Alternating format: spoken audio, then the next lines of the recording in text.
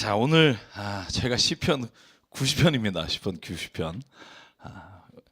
드디어 이제 저희가 시편에 딱 하나 있는, 시편에 딱 하나 있는 모세의 시입니다. 모세의 시편은 이거 하나밖에 없습니다. 그래서 이 모세의 시편을 우리가 읽을 때 참 아이러니한 게 뭐냐면 모세의 시 같지가 않아요. 물론 이걸 누가 썼는지 저희가 사실 정확히는 저희가 밝히지 못하는 부분이 있지만, 왜 그러냐면 모세의 시가 여러분이 아는 시가 하나 또 있어요. 출애굽기 15장에 보면 모세의 시가 나와요. 미리암의 시와 모세의 시가 나오는 장면이 있어요. 어디냐면 홍해를 건너고 나서 하나님이 이 홍해를 건너게 하셨습니다. 19절 장장 그 긴 시가 있어요. 모세의 시가. 그 시가 1, 2절과 상응하고요. 3절부터 보면 완전히 반대되는 내용의 시편이 여기 들어있어요. 그래서 야, 이걸 한 분이 쓴 건가? 이런 생각이 들 정도로 제가 이 시편을 읽으면서 야, 이 90편이 참 독특하다 이런 생각을 했어요. 오늘 이 모세의 시편이 제목이 이렇게 돼 있어요. 덧없는 인생의 피난처 되시는 주님. 여러분, 인생이 덧없다는 생각을 하십니까? 야, 모든 분들은 너무 좋아. 어제 저희 그 어머니 우리 그 기독교 문화교실 책 독서 모임에서 앉아 있는 모든 분들이 왜 이 낮에 여기를 왔냐고 물어봤더니 다 인생의 덧없음을 느낀 사람들만 왔더라고요. 다 남편이 하나님이었는데 이 인간이 하나님이 아니라는 걸 깨닫고, 뭐 돈이 하나님이었는데 그걸 깨닫고, 전부 다 그 얘기하다가 어제 돌아갔는데, 오늘 시편의 주제가 그거예요. 인생이 덧없다는 걸 깨닫는 순간 하나님을 찾게 되는 거고, 아직 덧없는 인생에 대해서 깨닫지 못했다면 정말 죄송하지만 하나님을 온전히 만나기가 굉장히 어렵다라는 생각이 들게 되는 게 오늘 시편 90편의 말씀이에요. 1절부터 6절까지 한번, 오늘 제가 단락을 세 군데로 좀 나눠봤는데요. 2절부터 6절까지를 한번 얼마나 하나님과 인간을 비교한 것이 이 모세의 시편에 적나라하게 나와 있는지를 볼 수 있어요. 자, 1절부터 6절까지 같이 읽을게요. 시작. 되도록 우리의 거처이셨습니다. 산들이 생기기 전에, 땅과 세계가 생기기 전에 영원부터 영원까지 주님은 하나님이십니다. 주께서는 사람을 티끌로 돌아가게 하시고 죽을 인생들아 돌아가거라 하고 말씀하십니다. 주님 앞에서는 천년도 기나긴 어제와 같고 밤의 한순간과도 같습니다. 주께서 생명을 거두어 가시면 인생은 한순간의 꿈일 뿐 아침에 돋는 한 포기의 풀과 같을 따름입니다. 아침에는 돋아나서 꽃을 피우다가도 저녁에는 시들어서 말라버립니다. 아멘. 여러분, 이 대조를 이루는 걸 좀 느끼시겠어요? 1, 2절과 3, 4, 5, 6절을 대조하는 거죠. 그러니까 하나님은 어떤 분이냐? 우리 영원한 대대에 걸쳐서 쉴 거처이십니다. 하나님은 영원부터 영원까지 계시는 분입니다. 이렇게 1절, 2절에 선포하고 3절부터는 뭐라고 말하냐면 그러나 사람은 티끌이라는 거예요. 그리고 죽을 인생들아 돌아가거라 하고 하나님이 말씀하신다는 거예요. 여러분, 한번 출애굽기 15장 1절부터 18절을 한번 보시면 모세가 하나님을 향해서 홍해를 가르시는 그 하나님을 찬양하는 장면이 나오는데 1, 2절을 요약본으로 저는 보면 맞을 것 같아요. 제가 한번 보니까 15장 출애굽기 1절로 18절을 이 1, 2절에 한마디로 축약한 거예요. 한번 제가 1절부터 몇 개만 한번 볼게요. 자, 내가 주님을 찬송합니다. 홍해를 건너고 이집트의 병사들이 다 수몰되었을 때 2절에 보시면 주님은 나의 힘, 나의 노래. 그리고 5절, 6절을 보시면 깊은 물이 그들을 덮치니 깊은 바다로 돌처럼 잠겼고 주님 오른손이 권능으로 영광을 드러내셨습니다. 주님의 오른손이 원수를 쳐 부쉈습니다. 8절 주님의 콧김으로 물이 쌓이고 파도는 언덕처럼 일어서며 깊은 물을 바다 한가운데서 엉깁니다. 12절 주님께서 오른팔을 내어 미시니 땅이 대적을 삼켜 버렸습니다. 여기서 마지막 18절만 같이 읽을게요. 시작. 주님께서 영원 무궁토록 다스리실 것입니다. 아멘. 그러니까 여러분, 홍해를 경험한 모세가 하나님을 뭐라고 말하냐면, 하나님이 콧기만 하면 홍해가 갈라지고, 하나님이 영원하신, 정말 사람들은 감히 꿈꿀 수도 없는 영원 무궁토록 이 땅을 다스리는 분입니다, 이렇게 선포한 게 오늘 1, 2절이에요. 근데 거기에 대비해서 인간은 어떤 존재냐? 오늘 읽어보면 뭘 느끼냐 하면, 인간은 덧없는 존재라는 거예요. 그걸 제가 다른 말로 표현하면 절망이라는 거죠.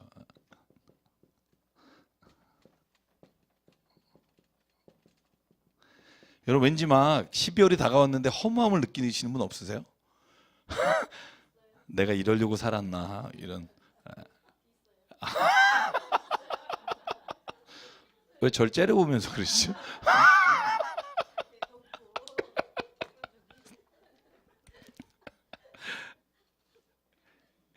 그러니까 티끌이고, 그리고 한 포기에 풀이고, 밤의 한순간과 같고, 저녁에 시들어 말라버리는 것과 같은 인생이 우리의 인생입니다, 이렇게 고백하는 거예요. 여러분, 저는 여기서 뭘 말씀드리고 싶냐 하면, 진정한 절망이 없으면 인생에 진정한 희망도 없다는 거예요.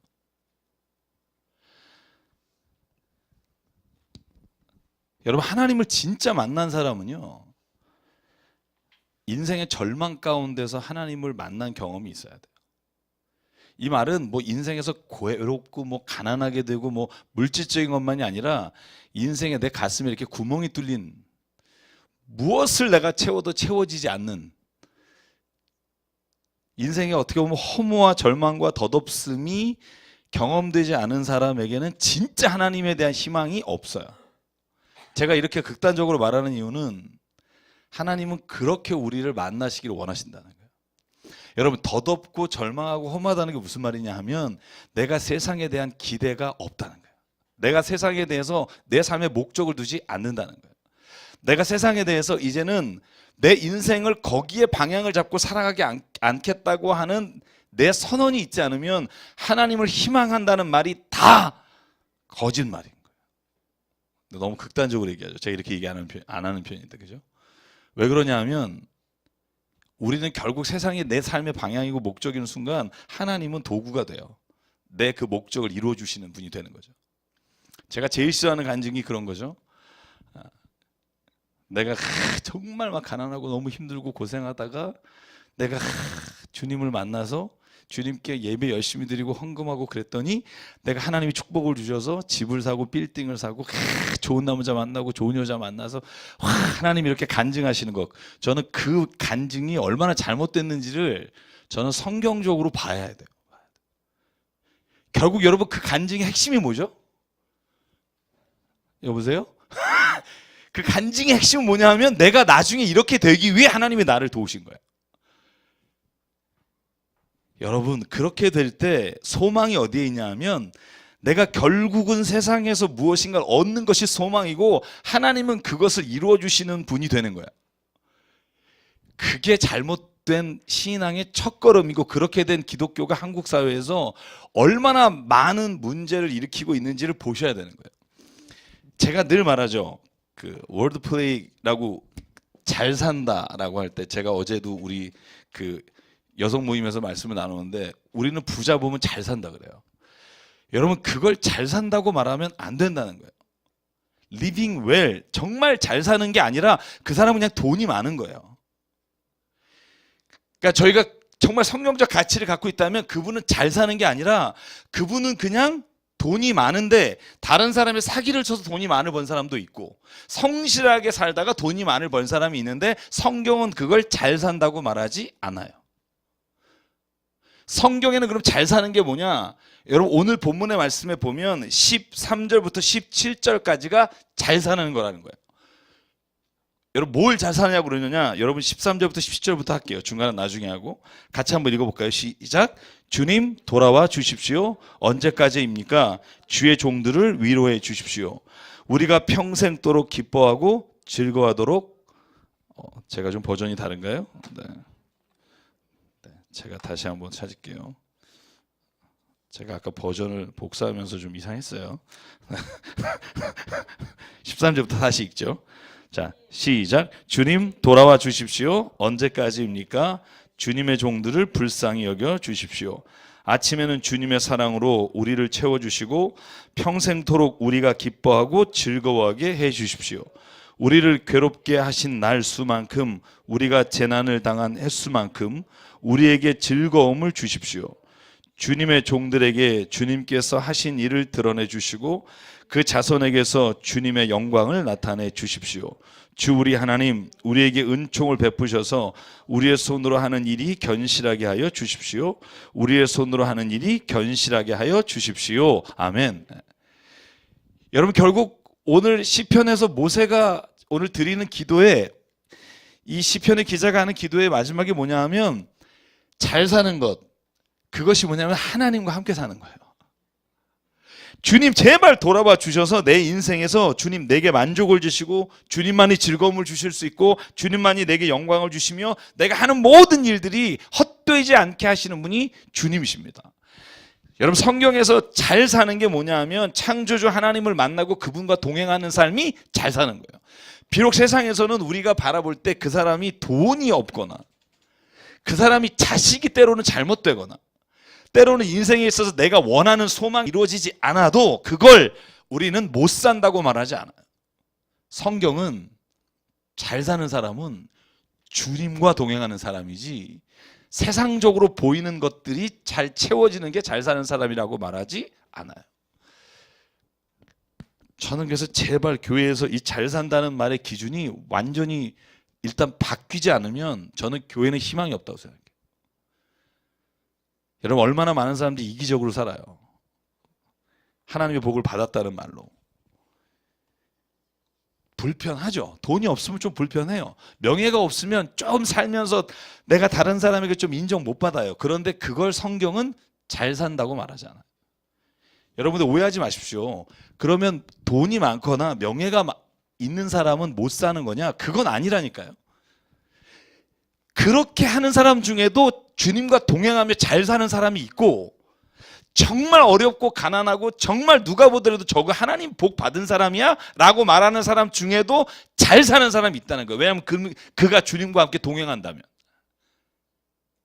여러분, 교회 안에서 그게 우리의 기준이 되지 않으면 우리는요 진짜 하나님은 이름만 빌려놓고 우리의 삶의 목적은 거기에 걸고 사니까 너무너무 우리의 삶이 방향이 매일매일 싸우는 거예요. 싸우다 끝나. 여러분, 인생에서 조금 못 되면 어때요? 하나님, 주님과 동행하는데? 여러분, 그런 정도 자신감이 없으세요? 저는 그 정도 자신감이 있어야 한다고 생각해요. 근데 여러분, 너무 힘들잖아요. 너무 힘들면 하나님을 원망할 수 있잖아요. 그 성경이 뭐라고 말하냐면 너무 힘들고 너무 가진 게 없어서 하나님을 원망할까 합니다. 그래서 하나님 내게 일용할 양식을 주시고 하나님 내게 오늘도 하나님을 원망하지 않게 나의 삶에서 도와주십시오.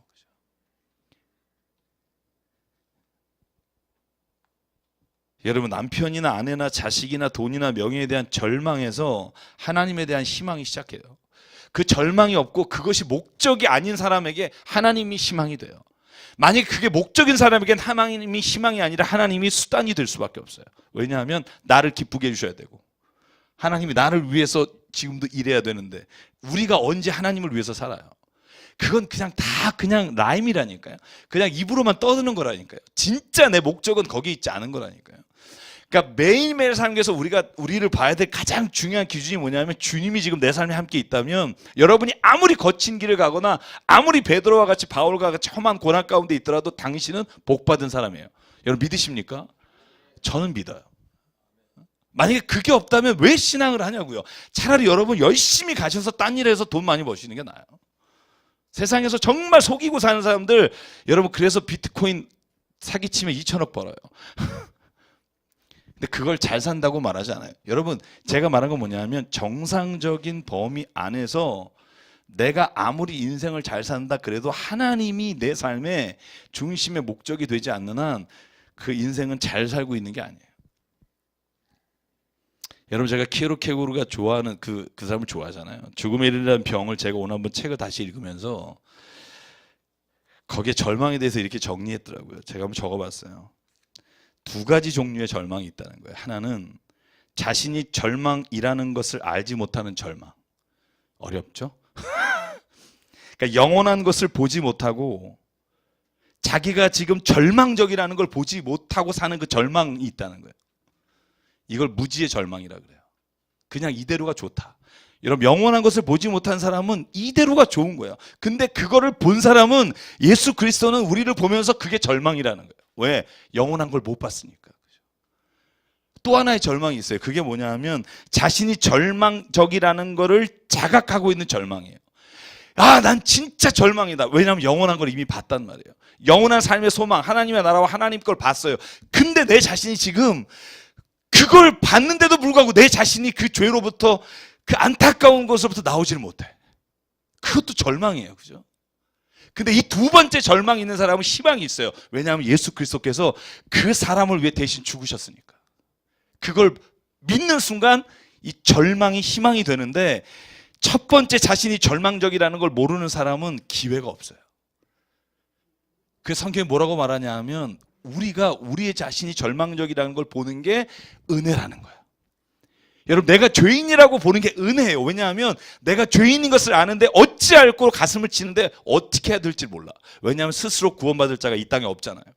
내가 아무리 노력하고 애쓰고 힘써도 결국은 내가 거기서부터 헤어날 수 없는 인간이라는 걸 발견한 절망이에요. 그때 빛이 비쳐요. 그때 하나님이, 진짜 예수 그리스도가, 그 복음이 내게 비출 때 그게 막 감격이 되는 거예요. 여러분, 그 빗줄기를 보지 못하는 사람에게는 감격이 없어요. 그냥 구원도 밍밍해요. 구원 받으셨습니까? 그러면 속으로 그 생각하죠. 받은 것 같기도 한데 아닌 것 같기도 하고. 그죠? 여러분, 세상에서 하나님이 우리에게 원하시는 게 뭐냐 하면 너희의 생각을 뒤집지 않으면, upside down이죠. 뒤집지 않으면 결코 하늘나라를 못 봐요. 여러분, 어린아이와 같지 않으면 이란 말이 뭔지 아세요? 뒤집지 않으면, 뒤집지 않으면.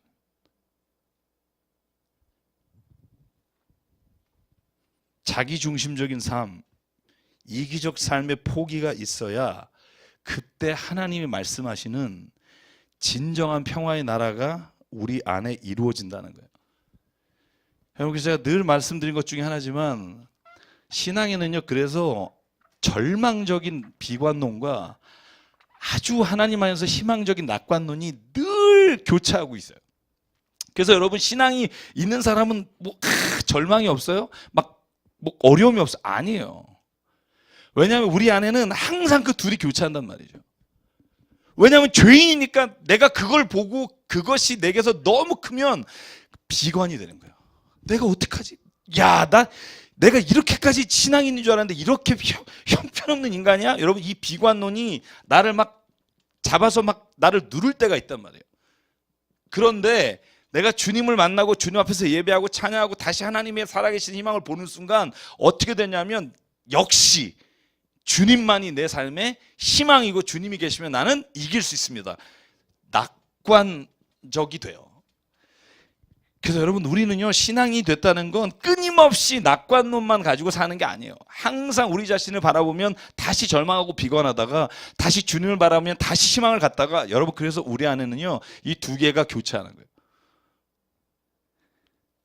여러분, 근데 이 교차하는 게요, 어디가 비중이 커지느냐에 따라 내 신앙이 지금 깊이 있느냐 안 있느냐를 볼 수 있어요. 여러분, 이쪽이 더 크다면 여러분 하나님께 더 가까이 가야 돼요. 저도 마찬가지고. 근데 오늘 그럼에도 불구하고 주님을 만나는 그 기쁨이 내게서 훨씬 크면 그때 내가 신앙의 진짜 깊이 가운데 들어가고 있는 거예요. 여러분, 세상의 일은요, 오늘 성경이 말하잖아요. 어차피 지나가요. 하루에 티끌과 같아서. 그 밑에 있는 단어가 뭐예요? 제가 7절부터 9절 중에 10절 한번 볼까요? 10절. 우리의 연수가, 같이 한번 읽을까요? 시작. 우리의 연수가 70이요 강건하면 80이라도 그 연수의 자랑은 수고와 슬픔뿐이요 빠르게 지나가니 마치 날아가는 것 같습니다. 그렇죠?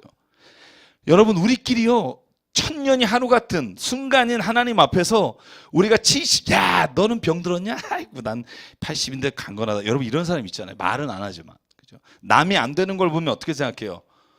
아유, 그러니까 좀 잘 살지 뭐 이런 생각 하잖아요. 근데 하나님이 보시기에는 도끼인 개끼이라는 거예요. 왜냐하면 하나님이 보실 때는 천년이 마치 순간 같은 분이 보는데, 여러분 70년 80년 살면서 자기 자랑을 하고 자기 연수 나 오래 산다 뭐 나는 이렇게 산다라고 자랑하는 것 하나님 앞에서 너무나 부끄러운 짓이라는 거예요. 그것이 얼마나 빠르게 지나가냐면 마치 날아가는 것 같이. 그러니까 여러분 이 세상을 살면서 여러분이 조금 잘 될 때 여러분 의기양양할 필요 없어요. 왜냐하면 그 순간도 또 언제 바뀔지 몰라요. 여러분 주변에 혹시라도 소망을 잃어버리고 힘든 사람이 있다면 제가 부탁을 드려요. 내게 지금 희망이 있고 낙관적이 됐다면 누군가 비관적인 사람에게 내 희망을 나눠주기 위해서 하나님께서 오늘 나를 그곳에 보내신 거예요. 저는 그래서 그리스도인은 피스메이커가 돼야 된다고 생각해요. 피스메이커. 우리가 가는 곳마다 싸우던 것이 멈추게 되고 서로가 법대로 하던 것들이 은혜로 바뀌고 그 안에서 어떻게든 하나님의 그 충만한 것들이 나오지 않으면 우리는 죽게 된다는 거예요. 제가 제일 싫어하는 말이 법대로 하자는 거예요. 제일 싫어하는 게 법대로 하자는 거예요. 그 말은 기독교인이 함부로 써서는 안 되는 거예요. 주께서 법대로 하지 말래잖아요. 은혜로 하라잖아요. 왜 근데 은혜로 받은 걸 자꾸 법으로 하려고 그래요? 그러니까 우리에겐 희망이 없는 거예요. 여러분 한번 7절부터 한번 볼래요? 7절부터 12절까지가 얼마나 하나님께서 우리가 하나님 앞에서 부끄러운지. 7절부터 12절 한 번만 더 읽을게요. 시작.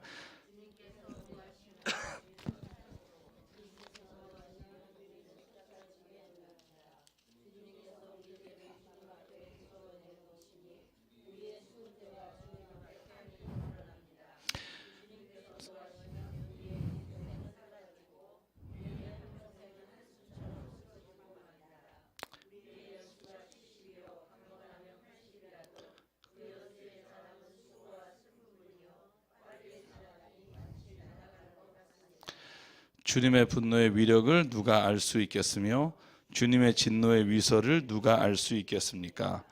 우리에게 우리의 날을 세는 법을 가르쳐 주셔서 지혜의 마음을 얻게 해 주십시오. 아멘. 12절까지요. 여기서 말하고 있는 게 뭐냐 하면 하나님이 지금 우리를 보시면서 연수를 자랑하고 세상의 것을 막 자랑하고 서로 그렇게 살아가는 우리를 보면서 어떻게 하시냐면, 만약에 하나님이 그걸 보시면서 노하시면 살아남을 자가 없다는 거예요. 한번 분노를 내시면 그 앞에서 고꾸라지지 않을 자가 없다는 거예요. 그리고 제일 우리의 심령을 찌르는 말이 뭐냐 하면 8절에 우리 죄를 주님 앞에 들추어 내놓으면, 우리의 숨은 죄가 주님 앞에 환히 드러나면 여러분 우리는 주님 앞에 부끄러워서 설 수도 없다는 거예요. 그게 우리라는 거예요. 그런 우리가 다른 사람을 비방하고 그런 우리가 그걸 자랑하고 사는 것 자체가 하나님이 볼 때는 노하실 일이라는 거예요. 여러분 제가 인생에서 40 전까지 이렇게 힘든 일들을 겪으면서 하나님이 내게 주신 마음이 뭐냐면 긍휼한 마음이에요. 제가 목회하면서 가장 그것을 감사하는 것 중에 하나예요. 세상에 아무리 좀 악하거나 아무리 좀 내가 보기에 진짜 왜 저러지 저 사람 이런 사람도 제 눈에는 한 번도 저 인간이 교회에 좀 안 나왔으면 저 인간이 좀 나를 모른 척 했으면 이런 생각이 들지 않고 그냥 마음에 불쌍하게 보여요. 그냥. 왜냐하면 내가 그런 인간인 걸 아니까. 여러분 자기가 그런 절망적인 인간이라는 걸 아는 것이 저는 신앙의 시작이라고 생각해요.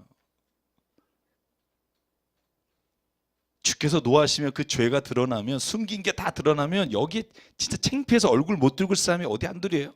여러분이 이렇게 생각할 거예요. 나는 그래도 CCTV 틀어도 난 하나도 찔릴 거 없다. 그래요? 내시경은 어때요? 여러분이 마음에 생각하는 거, 이 머리 그걸 다 만약에 드러낸다면 여러분 어떨 것 같아요? 창피해서 살 수가 없을 거예요. 그래서 오늘 하나님 뭐라고 말씀하시냐면 모세의 시편에서, 그러니까 우리가 해야 될 게 뭐냐면 12절 우리에게 우리의 나를 계수함을 가르쳐 주셔서 지혜의 마음을 얻게 해 주십시오. 이 지혜의 마음을 얻게 해 주십시오 지혜라는 단어가 호크마의 동사형이더라고요. 하캄이라는 단어인데 지혜를 달라, 지혜롭게 되다. 그래서 내가 지혜를 얻는 게 아니라 하나님이 지혜를 내게 부어달라는 말이에요. 그러니까 내가 내 스스로가 지혜롭게 사는 게 아니라 하나님이 나를 지혜롭게 하나님이 이끌어 주시고 그 지혜의 말씀을 따라 살게 해달라는 거예요. 우리에겐 답이 없다는 거예요. 저는 그래서 오늘 이 90편에 이 시편 90편을 보면서 무슨 생각하냐 하면 하나님 안에서 우리의 자신의 절망을 보는 사람이 됩시다. 내 자신이 진짜 얼마나 덧없는 존재인가, 허무한 존재인가, 내가 얼마나 무익한 존재인가. 이 말이 여러분 기분 나쁠 수 있어요. 내가 그래도 이래봬도 막 이런 분 있을 거예요. 하나님 앞엔 똑같다니까요. 지식이 아무리 많아봤자 여러분의 지식은 하나님의 발끝에 있는 먼지만도 못하다는 걸 아셔야 돼요.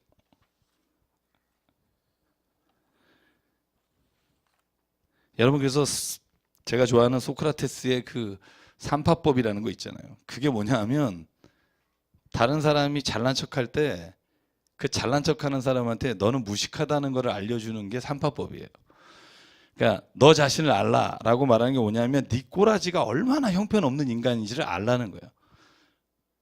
그래서 그 여러 가지 책을 보면 거기에 나오는 모든 대화가 그거예요. 잘난 척하는 사람에게 결국 내가 아는 게 하나도 없네 이렇게 만드는 거예요. 예를 들면 이런 대화가 있어요. 친구에게 이렇게 물어봐요. 친구야, 거짓말하는 사람은 불의를 행하는 사람인가? 대답해요. 그렇지. 거짓말한다는 건 불의를 행하는 거지. 그러니까 또 물어봐요. 소크라테스가 그렇다면 거짓말하는 것이 만약에 친구가 병을 앓고 있어서 그 친구에게 죽을 줄 알면서도 날 거라고 말하는 건 거짓말인가? 불의한 일인가? 친구가 말해요. 아픈 친구에게 날 수 있다고 말하는 건 불의한 것이 아니지. 다시 물어봐요. 그렇다면 거짓말하는 것이 불의하기도 하고 불의하지도 않다면 그러면 거짓말은 옳은 것인가 그른 것인가? 그 앞에 있는 사람이 그래요? 나는 모르겠다네. 예, 이런 대화예요. 그러니까 자기가 확실하다고 생각하는 걸 어느 순간에 무너뜨리는 거예요. 그러면서 뭘 깨닫게 되냐면 난 진짜 아무것도 모르고 있구나. 여러분 하나님께서 왜 성경에서 예수께서 이렇게 말하잖아요. 물질에 너의 마음을 두지 마라. 네 마음이 있는 곳, 네가 돈을 쓴 곳에 마음이 있고 네 마음이 있는 곳에 너의 모든 것이 가 있다는 거잖아요. 그게 무슨 말이냐 하면 우리의 삶에서도 하나님이 원하시는 게 뭐냐 하면 우리가 세상의 물질이나 세상의 것으로 인해 나를 도무지 채울 수 없다는 것에 대해서 절망하라는 거예요. 절망하면. 그러면 그때서야 하나님께서 당신의 것을 부어주신다는 거예요. 여러분 혹시 여러분 안에 좀 이런 자만하는 게 있다면 저는 여러분이 오늘 하나님 앞에서 그걸 다 내려놓으시길 바라요. 요즘 말로 말하면 나는 쓰레기입니다. 죄송해요. 너무 자기 비하적 발언이 많아서. 근데 그 철저한 고백이 없이는 세상 사람들에게 주의 복음을 전하지도 못해요. 왜냐하면 우리에게 무슨 말이 있냐면 야, 저 사람은 저렇게까지 공부했는데 저 사람은 저렇게까지 잘 됐는데 야, 저 사람은 저렇게까지 성공했는데 내가 그 앞에서 무슨 말을 하지? 여러분 이 생각들이 다 어디서부터 오냐 하면 우리가 아직도 세상의 것에 대해서 절망하지 않았다는 증거예요. 그것으로 인해 결코 인간은 결코 만족할 수 없고 결코 채워줄 수 없다는 걸 아는 사람만이 어떤 사람에게도 주의 복음이 필요하다는 확신이 있다는 거예요. 그래서 저는 오늘 90편 말씀을 제가 읽으면서 저와 여러분에게 드리고 싶은 말씀은 그거예요. 여러분 스스로에 대해서 진짜 세상의 것에서 절망하십시오. 그러면 보이는 게 있어요. 그때 하나님이 보이기 시작해요. 세상의 어떤 것과도 바꿀 수 없는 그분이 딱 예수 그리스도가 내 인생에 오면 때로는 흔들리고 넘어질 때가 있으나 결코 하나님은 우리를 세상에서 부끄럽지 않게 하실 거라고 저는 믿습니다. 그래서 그 믿음 가지고 저희가 살아갔으면 좋겠고요. 그래서 오늘 90편 모세 기도가 저와 여러분에게 하나님이 주신 말씀이 되길 원하고요. 91편 오늘 마치죠. 91편. 여러분, 이 찬양은 제가 오늘 찬양을 불러달라고 한 노래 가사예요. 하나님은 너를 지키시는 자라. 여러분, 오늘 91편의 특징이 뭐 같으세요? 딱 읽었을 때 특징, 가장 큰 눈에 띄는 특징.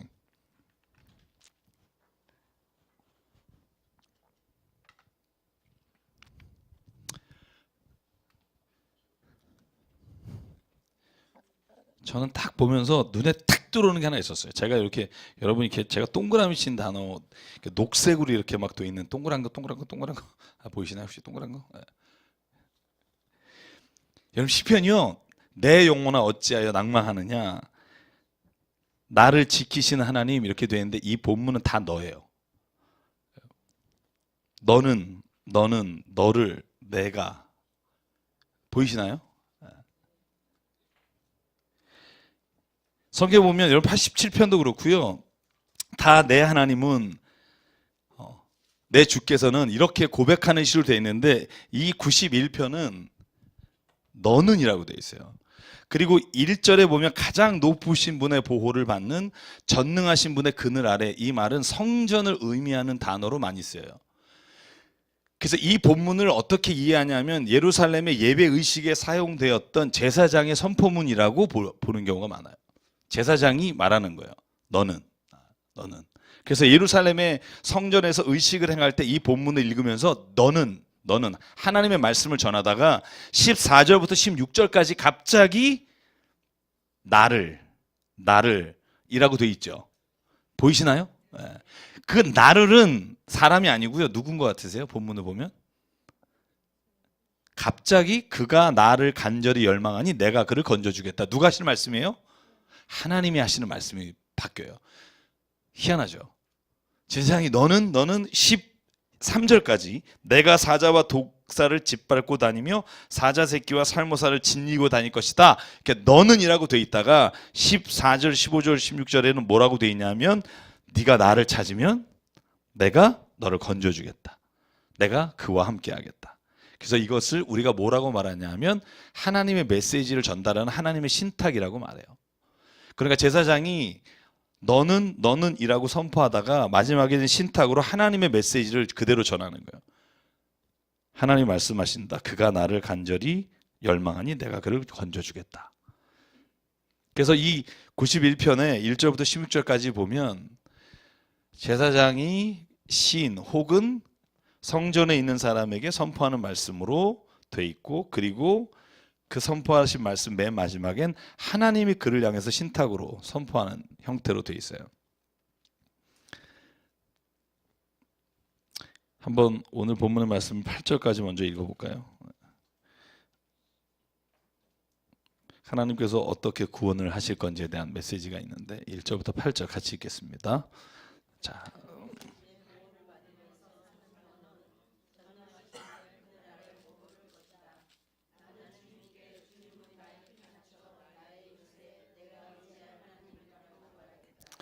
정령 주님은 나를 사냥꾼의 덫에서 빼어 주시고 죽을 병에서 너를 건져 주실 것이다. 주님이 그의 기치로 너를 덮어 주시고 너도 그의 날개 아래로 피할 것이니 주님의 진실하심이 너를 지켜주는 방패와 갑옷이 될 것이다.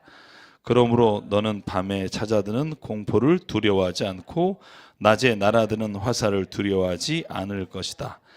흑암을 틈타서 퍼지는 연병과 백주에 덮치는 재앙도 두려워하지 말아라. 내 왼쪽에서 천명이 넘어지고 내 오른쪽에서 만명이 쓰러져도 내게는 재앙이 가까이 오지 못할 것이다. 오직 너는 너의 눈으로 자세히 볼 것이니 악인들이 보응을 받는 것을 보게 될 것이다. 아멘. 여러분, 이거 우리의 로망이잖아요. 여러분, 이거 읽어보면 로망이죠. 하나님이 어떻게 하시냐 하면 너를 사냥꾼의 덫에서 빼주시고 죽을 병에서 건져주시고 그의 기치로 그의 날개로 덮어주시고 피하게 해주시고 너는 밤에 찾아드는 공포도 두려워하지 않을 거고 낮에 날아드는 화살도 무서워하지 않을 거고 연병과 백주에 덮치는 재앙도 두려워하지 않게 될 것이고. 여러분, 이게 우리가 기도하는 거잖아요. 할렐루야. 그죠? 이거 원하잖아요. 그죠? 하나님 딱 내가 주님을 믿으면 이렇게 좀 해주십시오.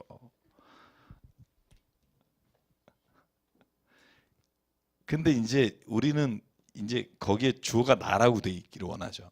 하나님 나를 지켜주시고 나를 재앙에서 건져주시고. 근데 신앙의 깊이가 깊어질수록 저는 너를로 바뀌는 게 신앙이라고 생각해요. 신앙. 그럼 저는 제가 왜 처음에 그 주어에 주목했냐면 제가 이 본문을 보면서 느낀 게 그거예요. 너는 이렇게 제사장이 선포하는 거지만 우리가 항상 신앙의 기준이 어디에 있냐면 나를 지켜주시고 나를 질병에서 낫게 해주시고. 근데 어느 날 내가 신앙에 깊이 들어갔을 때 하나님이 내게 주시는 은혜가 뭐냐면 그게 너를로 바뀌는 거예요. 너로. 그러니까 내가 주체가 되고 나에게 임하는 그 하나님의 사랑과 복이 흘러 너에게 가는 것까지 가는 게 저는 신앙의 깊이라고 생각해요. 신앙의 깊은 우리가 뭘 생각해요? 하나님이 나를 지켜주시죠. 믿습니다. 이게 신앙이 깊다고 생각해요. 제가 말하는 게 무슨 말인지 알겠죠? 그러니까 나를 지켜주시는 거를 믿습니다라고 강하게 믿을수록 신앙이 깊다고 생각해요. 근데 성경은 뭐라고 말하냐면 내가 신앙이 깊어질수록 나를 지켜줘 믿습니다가 아니라 그 주어가 바뀌기를 원하시는 거예요. 너를 하나님이 지키시는 분이라고 내가 기준이 아니라 하나님의 보기에 하나님의 사람들이 보이기 시작하는 거. 여러분 그게 신앙의 깊이가 깊어지는 거. 나가 우리가 되는 거. 그죠?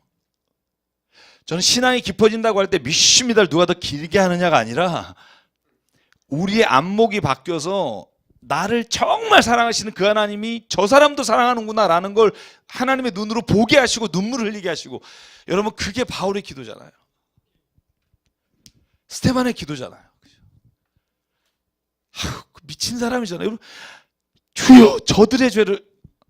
여러분 그때요 우리가 생각하는 신앙 깊이는 주여 내가 이렇게 십자가의 고난도 감당하는데 나를 주여 내가 하늘나라에 나를 인도해 주실 줄 믿습니다. 이러면 신앙이 깊다고 생각하는데 여러분 스테반은요 그곳에서 뭐라고 선포하냐 하면 하나님 저들을 용서해 주십시오. 저들은 자기 죄를 알지 못합니다. 여러분 그렇게 바뀌는 거 있잖아요. 이 주어가 바뀌는 은혜가 저는 신앙의 깊이가 달라지는 거라고 생각해요. 여러분 이 기도가 있어야 돼요. 이 기도가.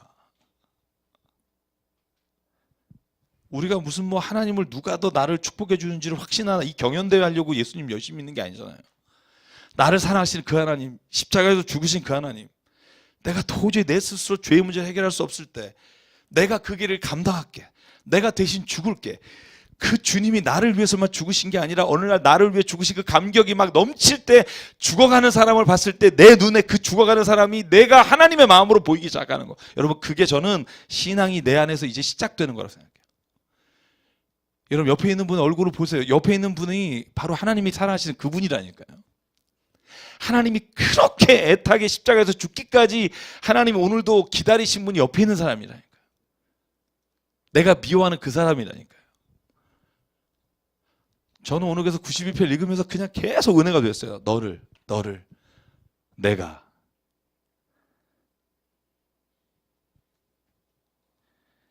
여러분 제가 지난 주일날 설교한 거 기억하세요? 빌립보서 1장 29절 제가 좋아하는 말씀. 하나님은 우리가 하나님의 자녀의 특권만 누리기를 원하는 게 아니라 고난의 특권도 함께 누리기를 원한다. 야, 이 말 별로 안 좋은 말이에요. 듣기에. 근데 하나님의 진짜 자녀는 하나님의 자녀가 받는 고난을 기뻐하는 거예요. 왜냐하면 그 고난이 예수의 십자가의 고난처럼 나를 통해 누군가의 생명이 살아나는 고난이니까. 여러분 어차피 이 세상에서 어려움 당하고 살아요. 그런데 누군가를 살리기 위해서 그 고난을 당해보세요. 그 고난은요 헛되지 않고요. 그 고난은 결코 세상이 주는 기쁨과 바꿀 수 없어요. 아무도 몰라도 내가 그걸 함으로 인해서 내 안에 기쁨이 넘치는 그 고난, 한번 그 고난을 한번 살아보시면 여러분 세상에서 뭐 박수 쳐주고 이런 거 가지고 막 흥분 안 하게 된다니까요. 그걸 뭘 흥분해요. 하나님이 나를 안아주시면 되는데 왜 자꾸 우리가 겉으로 누가 알아주기를 원하고 막 이러는 줄 아세요? 하나님이 나를 알아주는 것에 대한 확신이 없기 때문에 그래요. 하나님이 오늘 나를 알아주신다니까요. 당신이 지금 예수 안에서 너를 위해서 기도하는 걸 알아주신다니까. 그럼 됐잖아요. 뭘 자꾸 나를 알아달라고 그래요. 하나님이 아시면 됐잖아요. 여러분, 사람이 알면요 피곤해요. 선한 것도 그냥 하나님 아시면 돼요. 그냥 그게 일단 기본적으로 내 안에 있어야 행복해요. 왜냐하면 하나님 안에서의 은밀한 주님과의 교제와 기쁨이 있잖아요. 다 사람들이 알면 그 기쁨을, 내가 하나님하고만 느끼는 그 신비한 기쁨을 놓칠 수 있잖아요.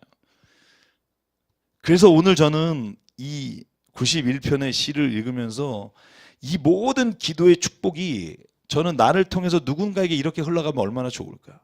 여러분, 이걸 이렇게 바꿔서 읽어봤어요. 제가 읽으면서 정령 주님은, 3절이에요. 정령 주님은 나를 통해 너를 사냥꾼의 덫에서 빼내어 주시고 나를 통해 죽을 병에서 너를 건져 주실 것이다. 주님이 그의 기치로 나를 통해 너를 덮어주시고 나를 통해 너도 그의 날개 아래 피할 것이다. 그러므로 하나님은 나를 통해 너를 밤에 찾아드는 공포를 두려워하지 않게 할 것이고. 여러분, 한번 이렇게 이 본문을 읽어보니까 저는요 너무 은혜가 되는 거예요. 너무. 여러분, 아까 우리 90절에 뭐라고 고백했어요? 내가 뭐다? 죄송해요. 오늘 아주 그냥 가보죠. 끝까지 쓰레기다. 이 절망을 깨달았잖아요. 내가 그런 존재라는 걸 알았는데, 하나님의 그 거룩하심을 봤는데 어떻게 해야 될지 모르는데, 하나님이 이 쓰레기인 나를 통해서 너를 오늘 재앙에서 건져내시고, 자, 쓰레기 같은 나를 통해서 구원의 기대 날개 아래 나를 통해 너를 가게 해주시고, 무익한 자를 통해 하나님이 누군가의 생명을 살리는 일에 쓰이고 있다는 것 자체가 이 시인이 말하는 저는 은혜라고 생각해요. 이 은혜가 있어야 돼요. 내가 예수님 열심히 40년 믿었는데 나와 나 가족을 위한 축복 기도와 또 가끔 중보기도 누구 하는 것으로 만족한다면, 여러분, 그 신앙이 얼마나 어리석고 얼마나 그 신앙에 정말 평생을 가도 하나님이 기뻐하실 신앙일까? 저는 아니라고 생각해요. 나와 나의 가족이 너와 너의 가족으로 확장되는 게 저는 신앙의 깊이가 더해지고 신앙의 경륜이 더해지는 거라고 생각해요. 여러분, 저와 여러분에게 그 은혜가 있기를 간절히 원합니다. 신앙이란, 내가 이렇게 센텐스를 만들어 봤어요. 이기심을 채우는 것이 아니라 하나님의 사랑이 채워지는 것이다. 제가 이 말씀 묵상하면서 그런 생각이 들었어요. 신앙이란 내가 원하는 자꾸 그 이기심을 채우려고 하는, 깊어지는 게 아니라 하나님을 사랑하는 그 사랑이 채워지는 게 신앙이란 말이에요. 하나님의 사랑이 채워지면 나로 향하던 그 마음들이 다른 사람을 향하는 마음으로 바뀌게 되는 거예요. 그게 신앙이고 그게 믿음이고, 그럴 때야 비로소 하나님을 볼 수 있어요. 제가 어제 영화 본 얘기를 했어요. 미국 갔다 오면서 흐르는 강물처럼이라는 영화를 우리 같이 하다가 다 은혜 받았는데, 그 영화의 마지막이 그거예요. 여러분, 흐르는 강물처럼 영화가 1991년에 나왔잖아요. 그 영화의 마지막 장면이 뭐냐 하면, 그 장로교회 아버지 목사님이 두 아들을 어렸을 때부터 쭉 자랄 때까지 보여주는 성장 영화인데, 브래드 피트가 둘째 아들이에요. 근데 그 둘째 아들이 신문 기자가 돼요. 어렸을 때부터 굉장히 활달하고 그랬는데, 그 가족이 아빠하고 다 하는 게 낚시예요. 낚시를 막 너무 좋아요. 막 릴낚시, 그죠? 근데 강에서 낚시하는 장면인데, 근데 다 차포 떼고, 그 영화의 형은 이제 시카고 대학의 교수가 됐고, 이 동생은 사는 동네 신문 기자가 됐고, 마지막으로 그 형이 시카고에서 동생에게 무슨 일이 생겼다고 경찰서에 갔는데, 그 동생이 총 맞아서 죽은 거예요. 근데 왜 죽었냐 하면, 동생이 도박을 너무 좋아해요. 형이 그렇게 말려도 술 마시고 도박하러 갔다가 돈 다 잃으면 깽판 부리고, 신문 기자니까 경찰서에서 다 빼주고, 그러니까 경찰이 그러면서 경고는 해요. 내가 당신을 이렇게까지 항상 보호해줄 수 없다. 근데 또 도박판에 가는데 형이 말렸으나 형을 보내고 도박판에 계속 가요. 그런데 그러다가 이제 도곡판에서 어느 날 총에 맞아서 길에 버림받은 거예요. 마지막 장면이 그거예요. 형이 아버지에게 갔어요. 그 소식을 전하러. 그랬더니 아버지가 어떻게 됐니? 동생은. 그랬더니 형이 하는 말이 총에 맞아 죽었습니다. 그랬더니 아버지가 아무 말 안 하고 일어나서 눈물을 닦아요. 그때 나이가 80이 된 이 형이 나레이션으로 쓰고 있는 거예요. 그 전체를 어렸을 때부터. 그 형의 나레이션이 이거예요. 나는 그때까지 동생을 도무지 이해할 수 없었다. 그런데 나는 그거 한 가지는 확실히 안다. 이해할 수 없지만 그러나 사랑할 수는 있다. 와, 그 말이 저한테 막 이렇게 확 올라오는 거예요. 여러분, 누구를 다 이해하면 사랑하겠다는 게 우리가 하는 사랑이잖아요. 근데 하나님 우리가 원하시는 게 뭐냐면 누구를 다 나를 좀 설득해봐. 내가 이해하면 너 사랑해 줄게가 아니라 저는 어느 순간 하나님께서 우리에게 원하시는 사랑은 여러분 나도 나를 이해 못할 때가 있지 않아요?